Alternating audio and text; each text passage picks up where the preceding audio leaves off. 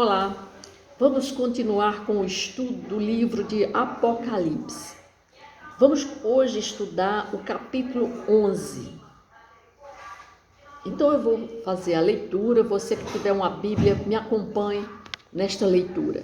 Diz assim: Foi-me dado um caniço semelhante a uma vara e também me foi dito: Dispõe-te, mede o santuário de Deus, o seu altar e os que naquele adoram, mas deixa de parte o átrio exterior do santuário e não o meças, porque foi ele dado aos gentios. Estes por 42 meses calcarão aos pés a cidade santa. Darei às minhas duas testemunhas que profetizem por 1260 dias, vestidas de pano de saco.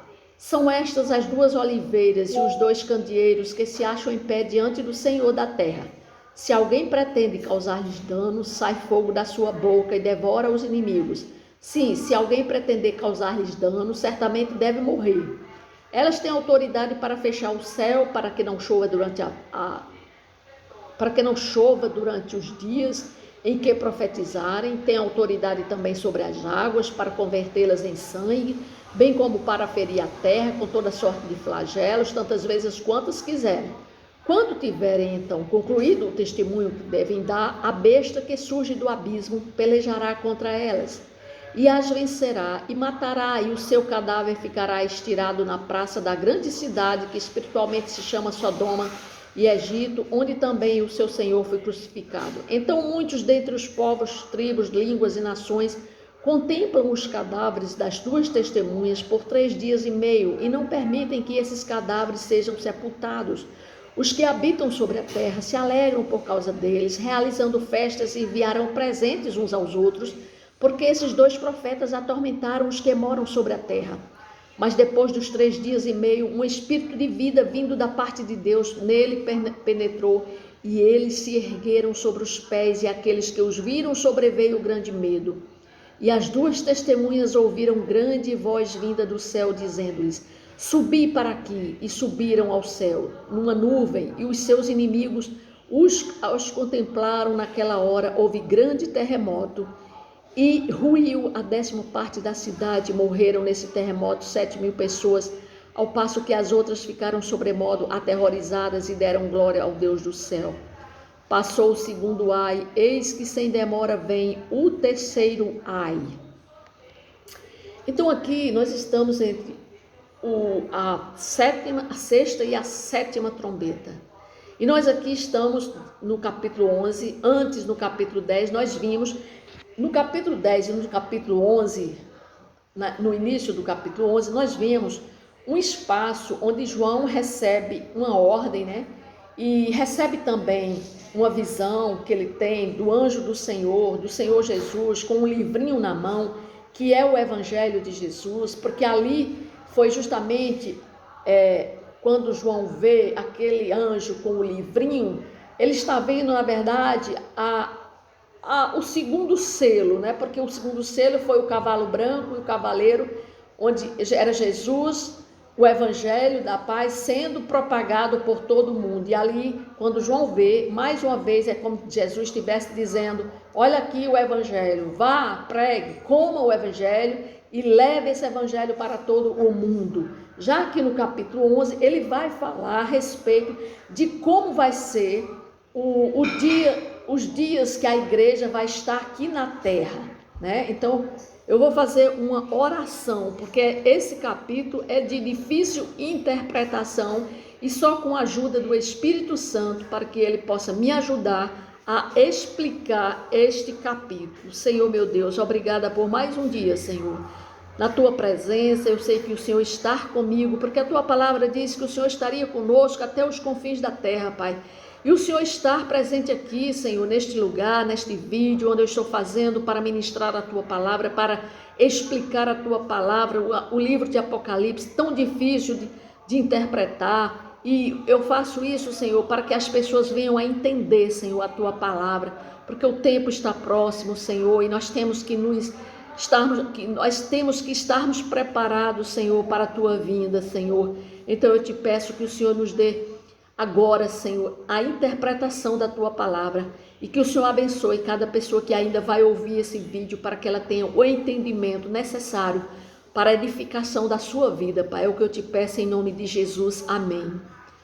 Então aqui no capítulo 11 e no capítulo 10 nós vimos que foi a propagação do evangelho. No capítulo 10, João tem a visão de Jesus, o anjo do Senhor, com o livrinho que é o evangelho, onde ele manda que ele coma aquele livrinho para poder levar esse livrinho para os reis, para as nações, e para todas as línguas e nações. Aqui no capítulo 11, ele começa dizendo o seguinte: foi-me dado um caniço semelhante a uma vara, e também me foi dito: dispõe-te e mede o santuário de Deus, o seu altar e os que naquele adoram, mas deixa de parte o átrio exterior do santuário e não o meças, porque foi ele dado aos gentios. Estes por 42 meses calcarão aos pés a cidade santa. Então aqui ele está dando uma ordem a João para ele medir. Ele dá um caniço, uma vara, né, para ele medir, ou seja, medir quem? Medir o povo de Deus, medir, fazer uma separação. Quando ele fala aqui no templo, ele fala assim: mede o santuário de Deus. O santuário de Deus, o seu altar, ele está falando aqui numa linguagem que refere-se ao templo físico, porque lá em Jerusalém, né, existia um templo onde tinha o pátio exterior, o Santo dos Santos, o templo santo e o Santo dos Santos. Ou seja, aqui ele está mandando separar o átrio, ou seja, o Santo dos Santos, do pátio exterior. Então ele está dizendo que haja uma medição, escolha aqueles crentes que são verdadeiros, aqueles que foram selados pelo selo do Espírito Santo, para que haja uma proteção, ou seja, meça, ou seja, distinga, separe, identifique quem são os verdadeiros crentes, quem são aqueles que estão no altar do Senhor, aqueles que estão lá no seu interior, que tem verdadeiramente o selo do Espírito Santo. Separe dos gentios, daqueles que não conhecem a Deus, porque esses vão ficar no pátio externo. E esses são aqueles que vão calcar a cidade santa por 42 meses. Esses ímpios são aqueles que vão matar a igreja depois de um certo tempo, depois de 42 meses. Por que ele fala nesse tempo? Porque quando a gente lembra lá de Daniel, quando fala nas 40 semanas, nas 70 semanas de Daniel, na verdade Daniel está ali, essas 70 semanas, simbolicamente, vai de um tempo, de um período que foi lá da retirada dos cristãos, dos israelitas da Babilônia, até o grande dia do juízo final. Só que quando Jesus morre e é assunto ao céu, ressuscita, até a sua segunda vinda, nós estamos na 70ª semana, ou 7ª semana, ou última semana. Então, quando Jesus é assunto ao céu, até o dia da sua vinda, da sua segunda vinda, nós estamos na última semana, ou 7ª semana, ou 70ª semana. Esta última semana, ela é dividida em duas partes. A primeira metade da última semana e a segunda metade da última semana. Por quê? Porque a primeira metade da última semana que corresponde à ressurreição de Cristo até a sua segunda vinda, esta última semana, então a primeira metade dessa semana corresponde a 42 meses, ou a 1260 dias, ou a 3 anos e meio, porque, como eu falei, 70ª semana, 7 anos, que é a última semana. Então, a metade de 7 anos é 3 anos e meio. Então, essa divisão da última semana em 3 anos e meio corresponde a 42 meses. Esses 42 meses anterior da primeira semana vai ser para a igreja de Jesus. E os outros 42 meses vão ser para o período onde o anticristo vai se levantar, onde os ímpios vão calcar, vão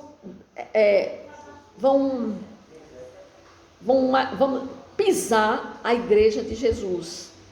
Então essa primeira semana é para a igreja do Senhor Jesus. Então, continuando no versículo 3, diz assim: darei às minhas 2 testemunhas que profetizem por 1260 dias. Ou seja, 1260 dias são 42 meses, 3 anos e meio, que corresponde à primeira metade da última semana, que vai desde a ressurreição de Cristo até a sua vinda, né? Então, esses 3 anos e meio corresponde, isso é um tempo simbólico, né? Ou seja, nós sabemos que nós estamos na última semana. Então, a primeira metade dessa última semana é para a igreja de Jesus, é para as 2 testemunhas. Essas 2 testemunhas tem se discutido no meio teológico quem são essas 2 testemunhas.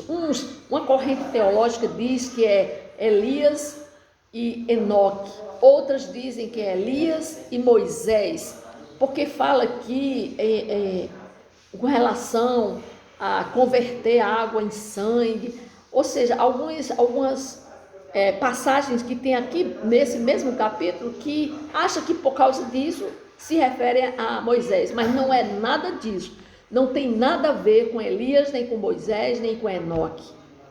O que ele está falando aqui são das 2 testemunhas, ou seja, da igreja de Jesus Cristo. Lá em Atos 1:8 diz, sereis minhas testemunhas, quando ele estava falando a respeito das pessoas que iam pregar o evangelho, para pregar o evangelho em Jerusalém, em Samaria, nos confins do mundo, e sereis minhas testemunhas. Significa dizer que todo aquele que tem o selo de Jesus, o selo do Espírito Santo, que já se converteu, que já aceitou a Jesus Cristo, essa pessoa, ela é testemunha de Jesus. Então aqui, quando ele fala em 2 testemunhas, é porque 2, ele está se referindo aos judeus e aos gentios, né? Judeus e gentios, ou seja, o povo de Deus que foi alcançado, mas que não era na nação de Israel, eram de outras nações. Então, por isso que ele fala em 2 testemunhas, ou seja, toda a igreja do Senhor Jesus, compreendida pelos judeus e pelos gentios. Por que ele fala 2? Porque se lembra quando Jesus mandou que os discípulos fossem em dupla para pregar o evangelho? Então, é por isso que ele fala em 2 testemunhas, mas na verdade ele está falando em respeito com relação à igreja do Senhor Jesus Cristo. Aí ele diz, darei às minhas 2 testemunhas que profetizem, ou seja, que falem da palavra de Deus por 1260 dias, que corresponde a 42 meses, que corresponde a 3 anos e meio, que na verdade é a primeira metade da última semana que vai da ressurreição de Jesus até a vinda de Jesus. Então essa primeira metade, 3 anos e meio, 42 meses, 1260 dias, esse período vai ser dedicado para a igreja do Senhor Jesus Cristo, que começou com o cavaleiro branco. Lembra no primeiro selo que Jesus abriu, que o cavaleiro branco saiu com o seu arco, né, para vencer? Então ali começou a igreja do Senhor Jesus Cristo, começou as 2 testemunhas a profetizarem, a falarem da sua palavra, vestidas de pano de saco. Por que vestidas de pano de saco? Naquela época, pano de saco é como um símbolo chamado a conversão, ou seja, para uma pessoa poder fazer com que outra se converta, é preciso que ela esteja em espírito com Deus, é preciso que ela esteja no Espírito Santo para fazer com que outra pessoa se converta ao Evangelho. Não é qualquer pessoa que vai convencer outra pessoa, é o Espírito que vai convencer a outra pessoa à conversão. Então, por isso que ele fala em pano de saco. No versículo 4 diz assim: são estas, ok, as duas testemunhas, são estas as duas oliveiras e os dois candeeiros que se acham em pé diante do Senhor da terra. Quando ele fala em duas oliveiras, candeeiro, nós sabemos que lá quando nós vimos Jesus glorificado, Jesus estava representando entre os candeeiros. Candeeiro significa candelabros, a igreja de Jesus. Então significa que Jesus está no meio da sua igreja, né? Ou seja, essas duas testemunhas representam dois candeeiros ou dois candelabros, porque essas testemunhas estão com Jesus, né? A igreja, a verdadeira igreja, por isso que ele mandou medir. Ele mandou medir para também, a medida aqui significa um sentido de proteção, para que essa igreja ela seja protegida pelo Senhor. Porque lá em Zacarias, quando ele fala na profecia, ele fala também numa medição que é para a proteção do povo de Deus, com uma coluna de fogo ao redor desse povo de Deus.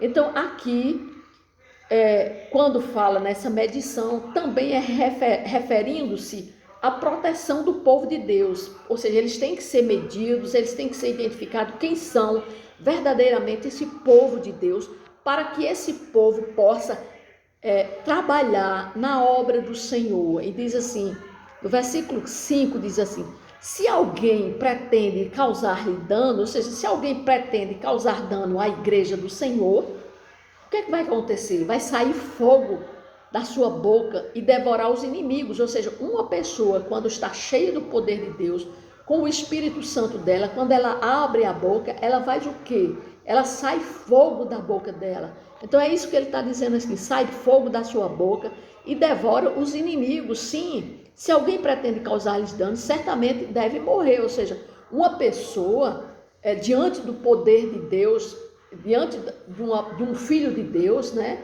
Essa pessoa tem que ter cuidado ao tratar com um filho de Deus. No versículo 6 ele diz assim: elas têm autoridade, elas quem? As testemunhas de Jesus têm autoridade para fechar o céu, para que não chova durante os dias em que profetizarem, tem autoridade também sobre as águas para convertê-la em sangue, bem como para ferir a terra com toda sorte de flagelos, tantas vezes quantas quiserem. Ou seja, aí está falando da autoridade de Jesus, autoridade que tem a igreja. Então a igreja, quando se reúne para orar, para clamar ao povo, esse povo, eles têm poder, eles têm autoridade para mudar situações, mudar flagelos, mudar situações que estejam acontecendo no mundo. Se a igreja de Deus se reúne e clama e ora, então move, muda situações pelo poder da oração dos crentes, dos cristãos. Aí diz assim, no versículo 6, elas têm autoridade, quando tiverem, no versículo 7, quando tiverem então concluído o testemunho que devem dar, aí sim, quando tiverem concluído o testemunho que tiverem de dar, quando é que vai ser concluído esse testemunho? Quando a última pessoa for alcançada pelo Evangelho de Jesus, que vai ser nesse período da metade da primeira semana, ou seja, nós estamos na última semana, né? Na 70ª semana, que vai desde a assunção de Jesus até a sua vinda. É a última semana, 70ª semana, ou estamos na primeira metade da última semana, que corresponde a 42 meses, 1.260 dias ou 3 anos e meio. Então, quando ele diz assim, quando tiverem então concluído o testemunho que devem dar, ou seja, quando tiverem alcançado a última, quando o último selo, a pessoa tiver alcançado, ter sido colocado o último selo na fronte daquele que foi alcançado pelo Espírito Santo, ou seja, que se converteu. Aí diz assim, a besta que surge do abismo. Aí nós vamos entrar na última semana, na segunda metade da última semana. Só que esse tempo da última semana não vão ser completos 3 anos e meio, ou seja, 2000 anos, né? Porque se nós contarmos do nascimento de Jesus, da sua assunção ao céu, até hoje nós temos 2000 anos, não é isso? Mas se nós formos contar, será que o tempo do anticristo vão ser 2000 anos também, até a vinda de Jesus? Não, porque lá em Mateus diz que os últimos tempos vão ser abreviados. Então, nessa segunda metade da última semana, que vai ser a ação do anticristo sobre a igreja, esses dias vão ser abreviados. Então, diz assim, no versículo 7, quando tiverem, então, concluído o testemunho que devem dar, ou seja, quando a igreja tiver profetizado, falado do evangelho e ter alcançado a última pessoa, aí esse anticristo, ele surge, né? E já está acontecendo, já está faltando apenas nós sabermos verdadeiramente quem é esse anticristo que vem, que fala assim, que vem a besta que surge do abismo, ou a besta que surge da terra, que é o anticristo que vai surgir, mas que é uma pessoa que vai dominar sobre um sistema mundial, que vai se tornar um líder, que vai se voltar contra a igreja do Senhor. Aí diz assim, a besta que surge do abismo pelejará contra elas. Então, quando o anticristo se levantar, ele vai querer exterminar a igreja do Senhor Jesus. Diz assim, e as vencerá e matará. Ou seja, o anticristo vai matar a igreja, vai matar os cristãos, e o seu cadáver ficará estirado na praça da grande cidade, que espiritualmente se chama Sodoma do Egito, onde também o seu Senhor foi crucificado. Significa dizer que a igreja do Senhor Jesus Cristo vai ser morta, e o mundo, ou seja, Sodoma, Egito e Jerusalém, que significam o povo que são contrários à igreja de Jesus, ou seja, o mundo, os ímpios contrários à igreja de Jesus, eles vão matar a igreja de Jesus e não vão ter nenhuma compaixão pelos mortos. Os mortos vão ser comparados àqueles que foram estirados na praça. Aqui está falando de cadáveres que foram colocados na praça, que não tem um enterro digno. Assim vai ser a igreja do Senhor Jesus. Ninguém vai se compadecer dos cristãos que vão morrer. Todos vão morrer e ninguém vai se compadecer dela. O mundo não vai ter compaixão por ela. Aí diz assim no versículo 10. Os que habitam sobre a terra se alegram por causa deles.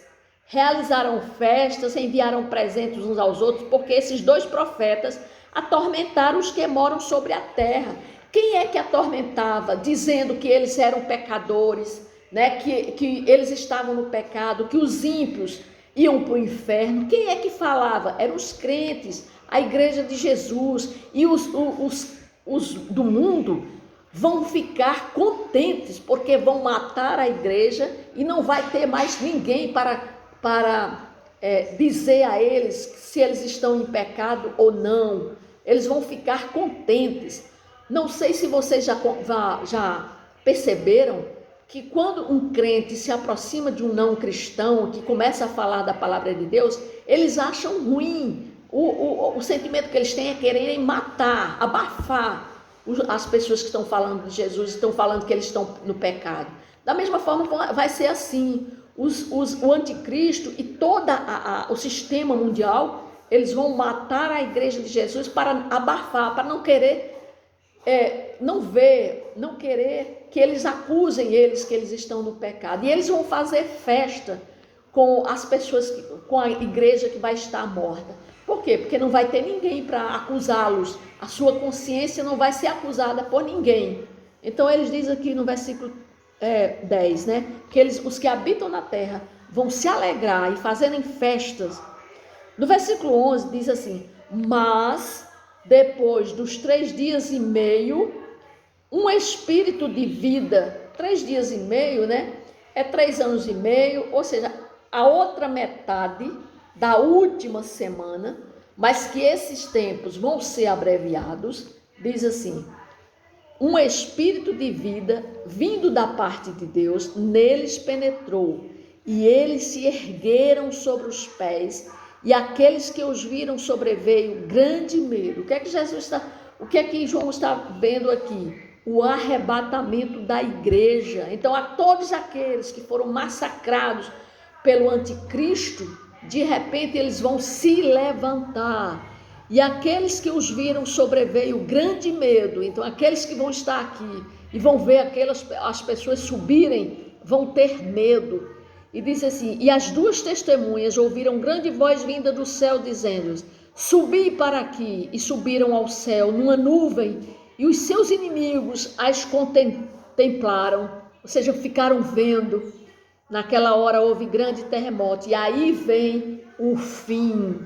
E aí vem a 7ª trombeta que vai ser tocada, porque a igreja foi arrebatada. Aí Jesus vem e vai colocar todos. Agora sim, vai ser o grande julgamento. A 7ª trombeta foi tocada. E aí diz: o 7º anjo tocou a trombeta e houve no céu grandes vozes dizendo: o reino do mundo se tornou do nosso Senhor e do seu Cristo, e ele reinará pelos séculos dos séculos. Agora chegou a eternidade. E os 24 anciãos que se encontram sentados no seu trono diante de Deus prostraram sobre o seu rosto e adoraram a Deus, dizendo: graças te damos, Senhor Deus Todo-Poderoso, que és que eras, porque assumires o teu grande poder e passastes a reinar. Na verdade, as nações se enfureceram, chegou, porém, a tua ira e o tempo determinado para serem julgados os mortos e para se dar o galardão aos teus servos e os profetas. E aí vai ser formado o grande julgamento, onde Deus vai julgar os mortos, né? Todos vão ser julgados. Quem? Aqueles que estão no Hades, aqueles que morreram sem Cristo, aí vão ser o julgamento. Mas aqueles que foram que estavam com selo e que aceitaram a Jesus, que estavam com o Espírito Santo, esses não vão passar pelo julgamento.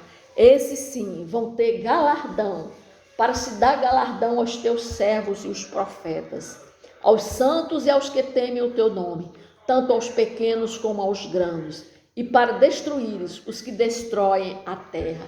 E aí Jesus vem para destruir aqueles que estavam na terra e estavam destruindo o povo de Deus. Aí vem a ira do Senhor contra todos, né? Reis poderosos, todo o sistema mundial, né? Onde estava entre eles o anticristo, o falso profeta, e todos vão ser devorados pela ira de Deus. É isso que fala o capítulo 11, amém?